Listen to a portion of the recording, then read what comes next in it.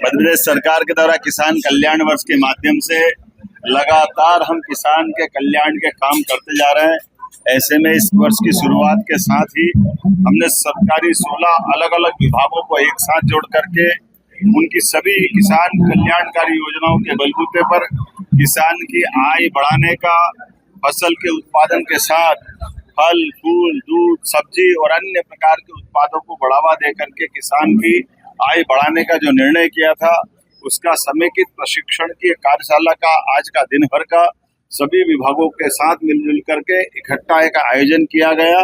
और जब दक्षता के साथ इनकी अपनी इस कार्यशाला का लाभ सरकार के माध्यम से अधिकारी कर्मचारी नीचे उठाएंगे तो वो उसको फलीभूत रूप से नीचे जनता तक या किसानों तक पहुंचा पाएंगे।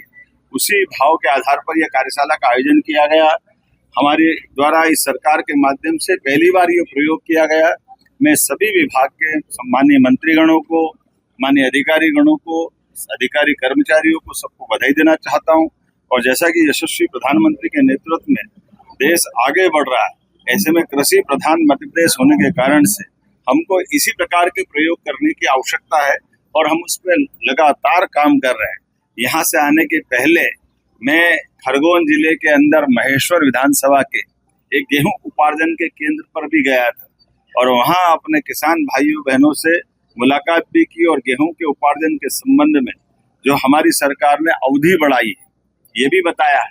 और उपार्जन के साथ कई प्रकार की ये जो स्लॉट बुकिंग कराने के कारण से, या हम सब जानते हैं कि आपकी बार जो उपार्जन का मौका है, ऐसे में फसल बहुत भगवान के आशीर्वाद से बम्पर हुई है, भारी उत्पादन हुआ। तो हमने किसानों से कहा घबराने की जरूरत नहीं।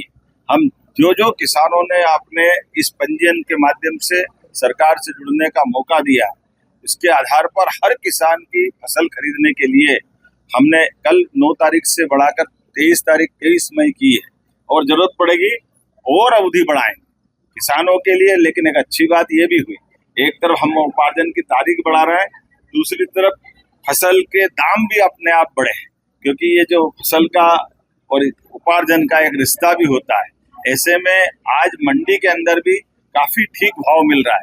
लेकिन कोई बात नहीं, हमारे उपार्जन करने वाले किसानों को हम उस तरफ आगे बढ़ रहे हैं। और एक ये गेहूं का नहीं, गेहूं के साथ मसूर का, चने का ये उपार्जन भी हमारा जारी है। ये हमारी प्रतिबद्धता है, किसानों के कल्याण के लिए सदैव सरकार उनके साथ खड़ी रहेगी।